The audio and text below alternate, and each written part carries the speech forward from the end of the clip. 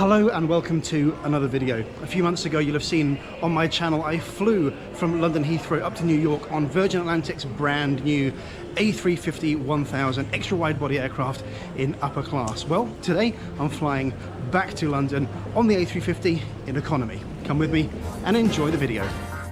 Today's video starts off at Terminal 4 JFK Airport in New York. I arrived by transit, having spent the previous 24 hours at the TWA Hotel, a magnificent property which is situated in the classic 1960s former TWA terminal. A future video will tell you all about the hotel and my experience there. I checked in for the flight online and was able to drop my bag quickly, but soon after things began to slow down. Security lines were enormous. Terminal 4 sees a large number of evening eastbound transatlantic flights and wait times were over half an hour. Fortunately, I was able to spend time at the Wingtips Lounge. This is not included in the economy ticket price, and I was able to enter thanks to my friend David, who runs the Simply Aviation channel, guesting me in on his priority pass for a small fee. We say in England, never look a gift horse in the mouth, but the reality is this is a very basic lounge. There are some rudimentary food and drinks options, but the main attraction is simply waiting somewhere a little more civilised in the terminal and with somewhere to charge your phone.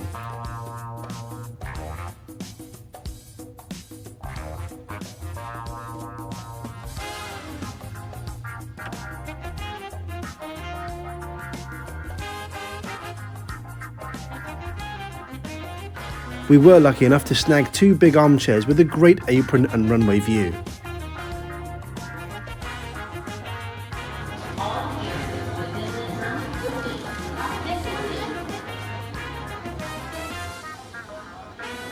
If you choose not to go to the lounge, there are a few food options in the main concourse.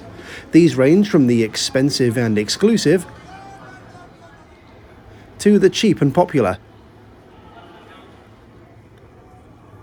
If you're lucky enough to have access to the Virgin Clubhouse, it's near gate A5.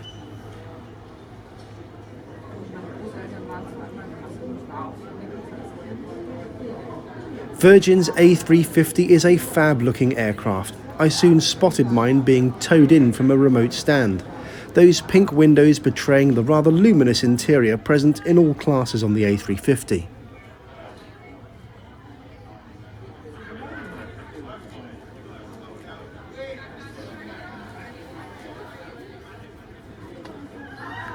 David, on the other hand, was taking Virgin's A330 on an earlier flight back to London.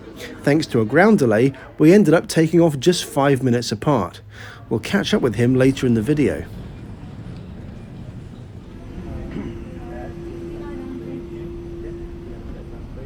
Hello, good evening. Thank you.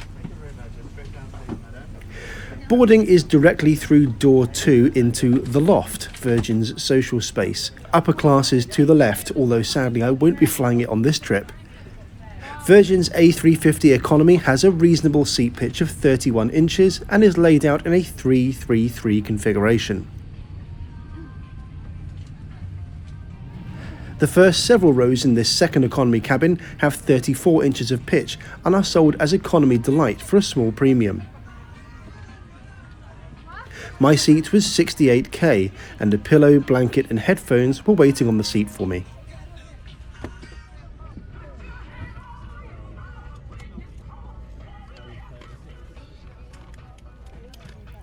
I noticed that my seat had a thick elasticated fabric cover, to cover a stain.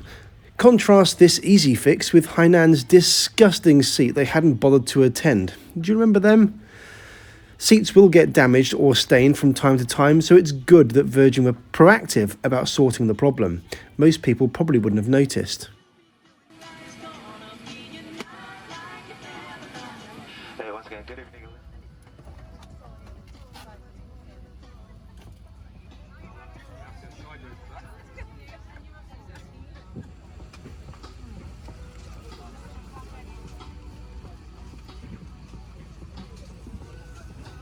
Oh, and one cool thing to report, there are individual air vents, which are so important on stuffy overnight flights.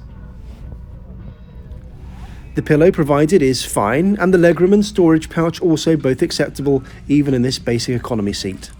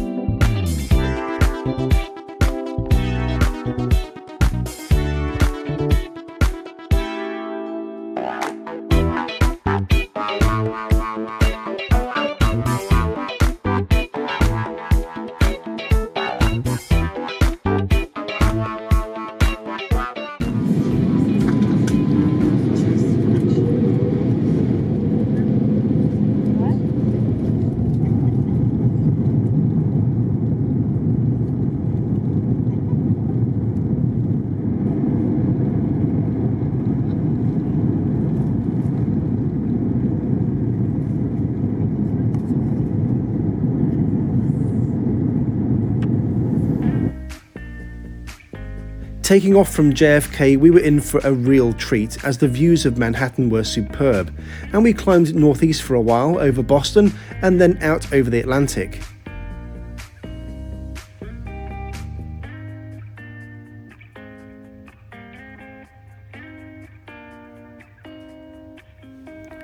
The tray table folds down from the seat in front and worked fine. Meals were served very soon after takeoff and menus were available. Note that they will sell you champagne in economy, but I bet they sell a lot more on the outbound legs from London.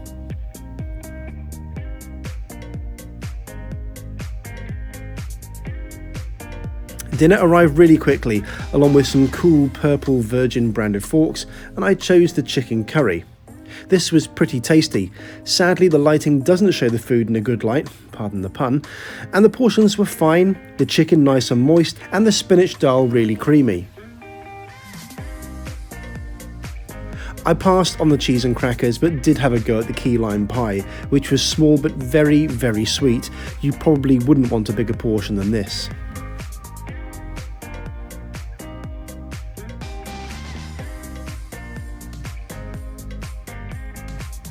As far as lavatories go, there's just one at the rear of the aircraft, and it's really small. You can see as I sit down that my natural sitting position involves my feet touching the door, and I'm not that tall at just 5 feet 8.5 inches. Some basic headphones are provided for the in-flight entertainment free of charge.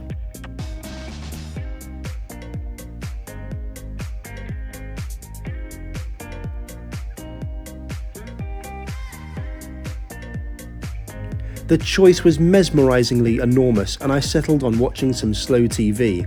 Our flight stats showing us rocketing away over the sea, and by the way, our flight time would be an astonishingly short 5 hours and 30 minutes, and I also watched a beautifully produced documentary about the Kimberley cruise.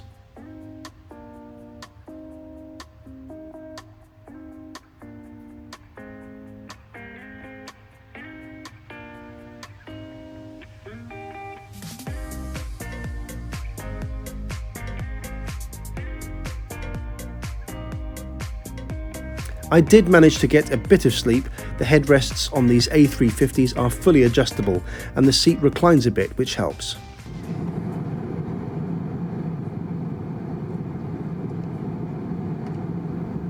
A few hours later we were over the west coast of Ireland with just an hour to go, and the crew were already serving breakfast. I was particularly impressed with the speed and efficiency of both meal services, which is so important on a really short overnight flight with so little sleep time.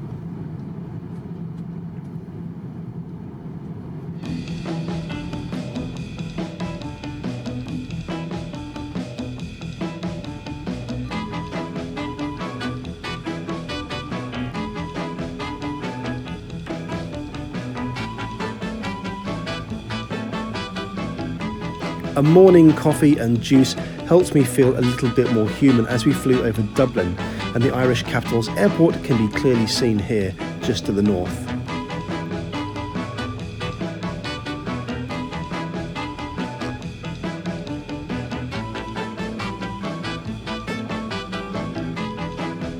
as we were descending into London, guess who?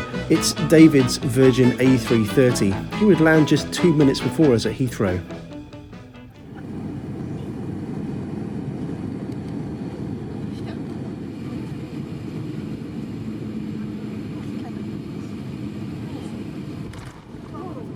In summary, not a bad economy class product on Virgin's A350. It's really important to note the price. While I booked a mixed cabin itinerary with upper class on the outbound costing a total of £1,670, you can regularly find economy class returns on this route for under £300 or about $390 US. In my view, that's a great price. Later this year, I'll be reviewing British Airways World Traveller A380 economy product and Virgin's premium economy on the 747-400, so subscribe to make sure that you don't miss out. Thanks for watching, and see you next time.